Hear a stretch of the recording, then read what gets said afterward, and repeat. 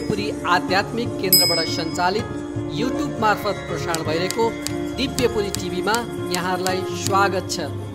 वन्दे वन्दारु वन्दारं वृन्दावन विनोदिनीं वृन्दावन कलानाथं पुरुषोत्तममद्भुतं नारायणं नमस्कृत्यं नरं चैव नरोत्तमं देवीं सरस्वतीं व्यासं ततो जयमुदीरये। भगवत भक्त सज्जनहरू, आज एकादशीको कथा हामी श्रवण गर्दैछौँ। एकादशी के हो त? यसको एकादशीको महत्त्वको सन्दर्भमा सर्वप्रथम एउटा भजन श्रवण गरौँ, त्यसपछि कथा श्रवण गर्नेछौँ हामी। तीर्थ गर्नु उमेर छँदै व्रत एकादशी, नसक्नेले कथा श्रवण गर्नु घरै बसी। भक्ति मि गर्ने शक्ति मिलोस् माता एकादशी, एकादशी तिम्रो कथा सुन्छौँ घरै बसी।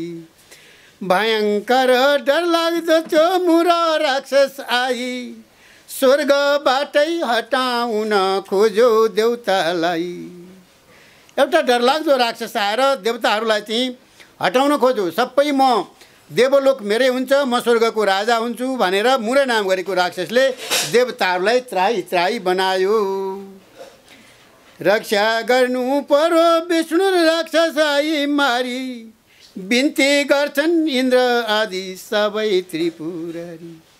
देवी देवता इन्द्र थाके थाक्नु भयो हरि, 1000 वर्ष युद्ध भयो थाक्दैन केही गरी। सारा देवताहरू त्योसँग लडाइँ गर्दा गर्दा थाकिसके। अनि देवता इन्द्र आदि गरेका त्रिपुरारी सबै आएर चाहिँ बिन्ती गर्छन्। अब 1000 वर्षसम्म युद्ध भयो, त्यसमा पनि त्यो मुरो राक्षस थाक्दैन। तीर्थ गर्नु उमेर छँदै व्रत एकादशी, नसक्नेले कथा श्रवण गर्नु घरै बसी। गुफा पुगी थकाइ मार्न सुत्नु भयो हरि, त्यहीँ पुगो दुष्ट राक्षस हेर्दै वरिपरि।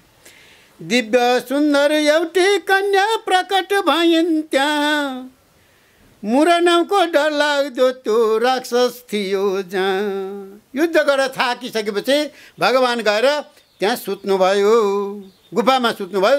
त्यो राक्षस फेरि लखेट्दै भगवानलाई लखेट्दै 1000 वर्षसम्मको युद्धले पनि नथाकेर त्यही गुफामा पुग्यो त्यो मुरै नामको राक्षस।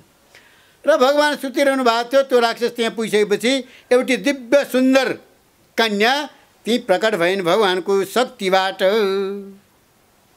एक्लै लडी राक्षसलाई मारिन् घुँडा धसी, दैव संयोग तिथि पनि थियो एकादशी। आजको दिन थियो भक्तहरू, एकादशीको दिन थियो। त्यो 1000 वर्षसम्म लडाइँ गरेर मार्न नसकेको राक्षसलाई हेर्नुहोस् त, एउटी कन्याले त्यहाँ प्रकट भएर त्यो राक्षससँग एक्लै युद्ध गरेर त्यसको इतिश्री गराइदिन्। बोलो एकादशी महात्माको। हेर्नुहोस् महिलाहरूको शक्ति कति छ महिलामा, नारीमा। त्यसैले भनिन्छ यत्र नार्यस्तु पूज्यन्ते रमन्ते तत्र देवता। जहाँ नारीहरूको सम्मान हुन्छ, पूजा हुन्छ, त्यहाँ देवता पनि खुसी हुन्छन्। एक्लै लडिने राक्षसलाई मारिने घुँडा धसी, दैव संयोग तिथि पनि थियो एकादशी। जागा हुनु भयो विष्णु मुर राक्षस मरु, कन्याबाटै श्री विष्णुको ठुलो सङ्कट परु। ठुल्ठुला युद्धहरू, ठुल्ठुला लडाइँहरू पनि महिलाहरूबाटै भएको छन् र ठुल्ठुलो समस्याको समाधान पनि महिलाहरूबाटै भएको छ। आजदेखि तिम्रो नाउँ रह्यो एकादशी, पुण्यव्रत एकादशी गर्नु घरै बसी। एकादशीको व्रत लिने चलन कसरी चल्यो त भन्दाखेरि यो भजनले त्यसको पुष्टि गर्दैछ। जुन एकादशी नाम गरेकी कन्या थिइन्, दिनको एकादशी त्यो एकादशीको दिन थियो। त्यो मुरै नाम गरेको राक्षसलाई मारेर 1000 वर्षसम्म युद्ध गरेर थाक्नु भएको भगवानको कल्याण गरिन् र सम्पूर्ण जगतको देवताहरूको, इन्द्र आदि गरेका स्वर्गका राजा देवताहरूको सबैको चाहिँ कल्याण भयो त्यो मुरै राक्षसबाट। त्यसैले अनि भगवान जब विष्णु जागा हुनुभयो त राक्षस मरिरहेको कसले मार्यो भन्दाखेरि त प्रभुको कृपाले मैले त हो नि भनिन् उनले। ओहो के वर माग्छौ बार भन्दा, ल आजदेखि तिम्रो नाम एकादशी भयो र लोकले मान्य हुनेछन्, तिम्रो व्रत गर्नेछन् र संसारभरि त्रिलोकभरि तिम्रो नाउँ एकादशी भनेर विख्यात रहनेछ भनेर एकादशी नाम यसरी रहेको भक्तहरू। विष्णुबाटै वरदानमा मिलो एकादशीलाई, स्वर्गबाटै पुष्प वृष्टि भयो स्तुति गाई। भगवानको स्तुति गाएर स्वर्गबाट सबैले पुष्प वृष्टि गरे, ध्वजा जय जयकार गरे। संसारभरि अमर बन्यो व्रत एकादशी, तीर्थ गर्नु उमेर छँदै व्रत एकादशी। एकादशी कथा सुन्नु घरै बसी बसी, संसारभरि अमर छ व्रत एकादशी। सौनकादि ऋषिहरू 88,000 भगवानको गुणगान गर्थे बारम्बार। सत्सङ्गले सन्ताप मेटिन्छ, भक्ति गरे भगवान भेटिन्छ। पुरुषोत्तम महिनाको पुरुषोत्तम मासको कथा श्रवण गर्नलाई ऋषिहरूले निवेदन गर्दा भए।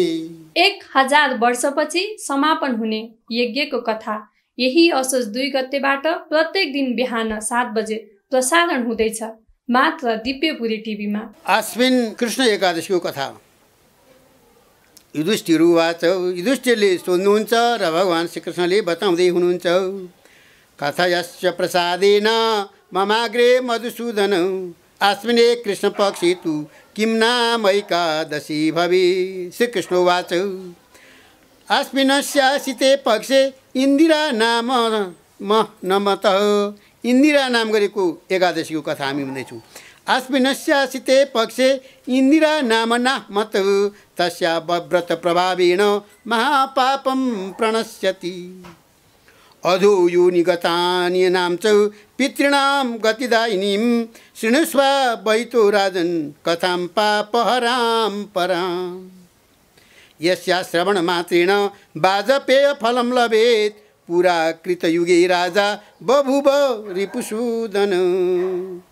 यो एकादशीको कथा सुन्नाले वाजपेय यज्ञको फल प्राप्त हुन्छ भनेर भगवान् श्रीकृष्णले बताउँदै हुनुहुन्छ। राजा युधिष्ठिर भन्नुहुन्छ, हे मधुसूदन, हे कृष्ण,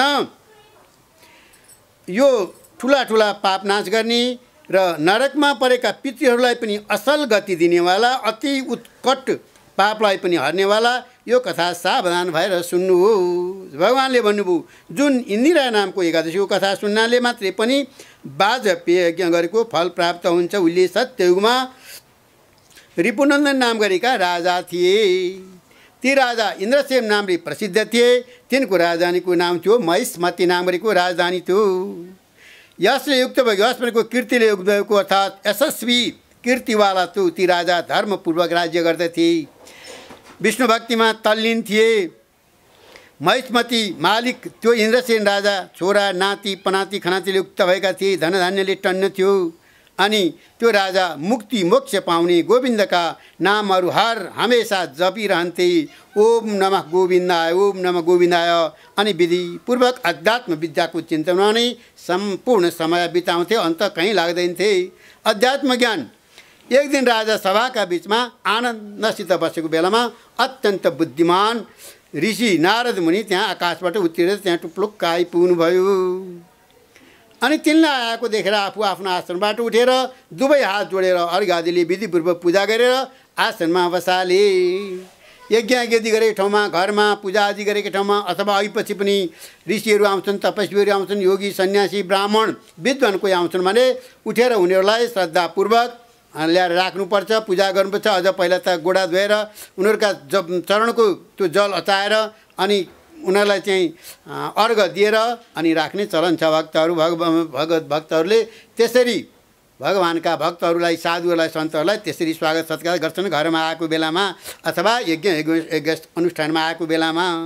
अनि आसनमा आरामपूर्वक बसेर ती मुनिले राजालाई भन्नुभयो, हे राजेन्द्र, तपाईँको राज्यमा सातै अङ्गमा कुशल छ, कुशल मङ्गल सोच्छौँ नि हामी पनि। के छ घरमा हालखबर, सबैलाई सन्चै छ भनेर सोच्छौँ। आउने बित्तिकै पाहुनालाई त्यसरी सोध्ने। धर्ममा तपाईँको बुद्धि छ तथा विष्णु भक्तिमा प्रेम छ। देवर्षिको यस्तो वचन सुनेर राजाले मुनिलाई भने, हे मुनिश्रेष्ठ, तपाईँका कृपाले मेरो सर्वत्र कुशल मङ्गल छ। आज मेरो समस्त यज्ञ आज्ञाका क्रमहरू हजुरका दर्शनले सफल भए। यस्ता ऋषिमुनिको दर्शन पाउनु त्यो दुर्लभ छ। पाप काटिन्छन् भनेको छ। साधुहरूको ऋषिहरूको दर्शन पाउनु। हे विप्रसे कृपा गर्नुहोस्, म आफ्नो आगमनको कारण आज्ञा गर्नुहोस्। राजाको यस्तो वचन सुनेर देवर्षिले म आफू आउनाको कुरो भन्नुभयो। नारद मुनिले भन्नुभयो, हे श्रेष्ठ राजा, आश्चर्य लाग्दो कुरो सुन्नुहोस्। हे उत्तम राजा, म एकपल्ट ब्रह्मलोकबाट यमलोकमा पुगेको थिएँ। यमराजले बडो भक्तिले मेरो पूजा गरे, श्रेष्ठ आसनमा बसाए। उहाँ धर्मात्मा सत्यवक्ता यमराजका सूर्यको उपासना गर्दछन्। धेरै धेरै पुण्य गर्ने ती तिम्रा पितालाई व्रतको विधि दिएको दोषले यमराजको सभामा मैले देखेँ। जति ठुलो भए पनि व्रतहरू गर्दा, पढ्दा, भागवत पुराण पढ्दा, वेद पढ्दा विधि बिग्रियो भने त्यसले नरकको भोग भोग्नै पर्छ अथवा नरक देख्नै पर्छ। यिनले पनि हैन व्रतको विधि दिएको कारणले यमराजको सभा पुगे। ती तिम्रा पिताले सन्देश कहेका छन्। हे राजन श्रेष्ठ, यो सुन्नुहोस्। महिष्मतीको मालिक इन्द्रसेन भन्ने नामले विख्यात राजा छन्। हे ब्राह्मण, तिनका सामु गएर पूर्व जन्ममा गरेका कुनै व्रतको दशले उत्पन्न भएको पापले मलाई यमराजको नजिक नरकमा रहनु परेको छ। तिम्रा पिता त नरकमा रहेछन्, मलाई यो सन्देश पठाइदिएका छन् भन्ने सन्देश कहिदिनुहोस् भनेर खबर पठाए। हे पुत्र, इन्दिरा एकादशीको व्रतको पुण्य दिएर मलाई स्वर्गमा पठाइदेऊ भनेका छन्। ल बाउले त्यसो भनेका छन् भनेपछि छोराले के गर्नु पर्यो भन्दा उनले मलाई यस्तो भनेकाले, हे राजन, तिम्रो समीपमा आएँ। आफू त्यत्रो राजा भए छन्, दानवीर छन्, यज्ञ गर्छन्, आध्यात्मिक छन्, तर उनका पिताले नरकमा भोग्नु पर्यो विधि व्रतको विधि नपुगेकाले। त्यस कारणले व्रत बस्दा पनि विधिपूर्वक गर्नुपर्छ, तीर्थ गर्दा पनि विधिपूर्वक स्नान गर्ने विधि छ। हे राजन, पिताको स्वर्ग प्राप्तिका लागि तिमीले अब के गर्नुपर्छ त भन्दाखेरि ऋषिले सोद्धा राजनलाई, तिमीले चाहिँ आजको यो इन्दिरा एकादशीको व्रत बसेर त्यसको प्रभाव चाहिँ पितालाई स्वर्गमा पठाइदेऊ। त्यसपछि मात्रै पिताजीको स्वर्ग हुनेछ। कथयश्च प्रसादेन भगवन् इन्दिरा व्रतम विधिना केन कर्तव्यम कस्मिन् पक्षि तिथौ तथा। तब इन्द्र राजाले भने, हे भगवान् नारद, कुन विधिले कुन पक्षमा तथा कुन तिथिमा इन्दिराको व्रत गर्नुपर्दछ? कृपा गरेर त्यो कुरो मलाई बताउनुहोस्। तब नारदले भन्नुभयो, हे राजन, कल्याणकारी यस इन्दिरा व्रतको शुभ तिथि तिमीलाई म बताउँछु। आश्विनको कृष्ण पक्षमा शुभ दशमीका दिन श्रद्धा भक्तिपूर्वक शुद्ध चित्तले अघिल्लै दिनदेखि व्रत बस्नुभन्दा अघिल्लो दिनदेखि भक्तिपूर्वक बस्नुपर्छ। एक चित्त गरेर श्रद्धापूर्वक पितृहरूको नित्य क्रिया सकेर, अब यो त पितृपक्ष भयो, यस बेला पितृहरूलाई तर्पण दिनुपर्छ दैनिक। त्यो सबै काम सकेर फेरि मध्याहको समयमा बाहिर नदीमा फेरि गएर नुहाउनु पर्यो। पहिला पितृकर्म गर्ने अनि त्यसबाट फेरि स्नान गरेर मात्रै यो व्रत बस्नुपर्छ। श्रद्धापूर्वक पितृहरूको प्रपन्नताका खुसीका लागि श्राद्ध गर्नु। यो आश्विन पितृपक्षमा श्राद्ध गरेर पितृहरूलाई पहिला हविष्यान्नहरू दिएर अनि पितृहरूलाई प्रसादहरू दिएर अनि फेरि नुहाएर अनि व्रत आरम्भ गर्नुपर्छ। राति भुइँमा सुत्नु, एक्लै सुत्नु, हविष्यान्न खानु अनि भोलिपल्ट बिहान छ्याङ्ग उज्यालो भएपछि एकादशीको दिनमा दत्युन कुला गरेर मुख धोइ नुहाई शुद्ध वस्त्र पहिरेर भक्तिभावसित उपवास व्रतको नियम सङ्कल्प गर्नु। म यो व्रत गर्दैछु भनेर पहिला सङ्कल्प गर्नु पर्यो। नुहाउन जाँदै धारैमा नुहाउन जाँदा पनि सङ्कल्प गर्नुपर्छ। गङ्गाको नाम लिनुपर्छ। तीर्थ हुन्, धारामा, पानीमा, कुवामा जहाँ नुहाइन्छ सङ्कल्प गरेर नुहाउने। म आज सारा भोगलाई त्यागेर निराहार अथवा फलाहार के गर्न सकिन्छ व्रत गर्छु र भोलि मात्रै खानेछु। हे पुण्डरीकाक्ष अच्युत भगवान्, तपाईँ मलाई शरणमा लिनुहोस्। यस्ता प्रकारको नियममा रहने सङ्कल्प गरेर अनि मध्याहको समयमा शालिग्राम शिलाको सामने राखेर विधिपूर्वक पितृको श्राद्ध गरेर शुद्ध ब्राह्मणहरूलाई दक्षिणा आदिले पूजा गरेर फल फुल भोजन नैवेद्य गरेर सिधा पनि दिनुपर्छ। ब्राह्मणलाई खुसी तुल्याउनुपर्छ अनि मात्रै पितृ खुसी हुन्छन्। ब्राह्मण खुसी भएन भने पितृकर्म गरेको फल मिल्दैन। भक्तहरू, पिण्ड आदिलाई सुँगेर गाईलाई त्यो पिण्ड खान दिनु अथवा विद्वान वा चलाक व्यक्तिले तब चन्दन धूप दीप आदिले ऋषिकेश भगवान्लाई पूजा गरेर अनि केशव भगवान्को समीपै रहेर रातभरि जागरण गर्नु। त्यसपछि भोलिपल्ट बिहानी द्वादशीको दिन लागेपछि नित्य क्रिया सकी भक्तिपूर्वक हरिको पूजा गरेर अनि ब्राह्मणलाई भोजन गराएर त्यसपछि बन्धु बान्धव, छोरा नाति पनाति, आमा बाबु जम्मै भएर नबोलिकन खाना खानु। हे राजन, यस प्रकार विधिले कति पनि अल्छी नगरिकन जिजो नमानिकन इन्दिरा एकादशीको व्रत गर्यो भने हे भूपति, हे राजन, तिम्रा पितृहरू विष्णु लोकका लागि प्रस्थान गर्नेछन्। तिम्रा पिताजीले पनि अब नरक देख्नु पर्दैन। विष्णु भगवान्का दूतहरू आएर सिधै लिएर जान्छन्। बोलो वैकुण्ठवासी विष्णु भगवानको।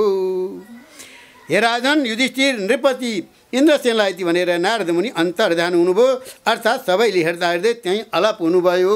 देवर्षि नारद नारायण नारायण भने अनि तिलक लगाएको छ, वीणा बोकेको छ, हिँडे अन्तपुरमा रहने। अनि त्यसपछि राजाले पनि मुनिले भने जस्तै गरी विधिपूर्वक त्यो उत्तम व्रत गरे। हे कुन्ती पुत्र युधिष्ठिर, भगवान् श्रीकृष्ण भन्दै हुनुहुन्छ अन्तपुरमा रहने परिजन र नोकर चाकर छोरा छोरी समेत भएर त्यो व्रत गरिसकेपछि आकाशबाट पुष्पवृष्टि भयो। जय जयकार गरे देवी देवताहरूले सबैले। यस्ता प्रकारले ती राजाका पिता गरुडमा चढेर विष्णुको भवनमा गए। छोराले यसरी व्रत गरेर त्यो व्रतको पुण्य दिने बित्तिकै विष्णुका भक्तहरू आएर लिएर गए भवनमा। यस्ता इन्द्रसेन राजर्षिले पनि शत्रुरहितको राज्य भोगेर अन्तमा छोरालाई राज्य सुम्पेर आफू पनि स्वर्ग गए। हे राजन, यस्ता प्रकारले इन्दिरा एकादशीको व्रतको महात्म्य तिम्रा सामु मैले सबै सुनाएँ। यस कथालाई सुन्नाले मात्रै पनि पढ्ने सुनेजन सारा पापबाट छुटेर यस लोकमा सारा सुख सम्पत्ति ऐश्वर्य आयु आरोग्य भोग गरेर अन्तमा भनेको मरेपछि पनि विष्णु लोकमा गएर चिरकालसम्म रहन पाउँछ भन्ने कथा यथामति यहाँ पनि विस्तार गरियो। हरे नमः श्रीकृष्ण गोविन्द हरे मुरारे हे नाथ नारायण वासुदेव अनन्त वैकुण्ठ मुकुन्द कृष्ण गोविन्द दामोदर माधवेति। हरे नमः श्री परमात्मने नमः। दिव्य वाङ्मयका मूर्ति चत्वार वेद सुन्दर व्यवस्थित गरौँ धर्म सुसंस्कृति निरन्तर। पुराणहरू 18 अध्यात्म ज्योति भो जहाँ रीति वैदिक ओमकार एउटै दिव्यपुरी महा। ज्ञानलाई विज्ञानसँग, पूर्वीय दर्शनलाई पाश्चात्य दर्शनसँग, अध्यात्मलाई धर्म संस्कृति र संस्कारसँग, योग ध्यानलाई जीवन र जगतसँग जोड्ने सेतुको नाम हो दिव्यपुरी। इतिहासलाई वर्तमानसँग र वर्तमानलाई भविष्यसँग जोड्ने माध्यम हो दिव्यपुरी आध्यात्मिक केन्द्र। वेदरूपी कल्पवृक्षमा फुलेका फुल हुन् चारै वेदका ऋचाहरू। तिनै ऋचारूपी फुलका थुगाहरू उनेर तयार गरेको हो ज्ञानमाला। बालक, विद्यार्थी, युवा र प्रौढ सबैको साझा बौद्धिक खुराकको कार्यक्रम ज्ञानमाला चाँडै आउँदैछ, प्रतीक्षा गर्नुहोस्। थप भिडियोहरूको लागि हाम्रो च्यानल सब्स्क्राइब गर्नुहोस् र छेउमा रहेको बेल आइकन पनि दबाउनुहोस्।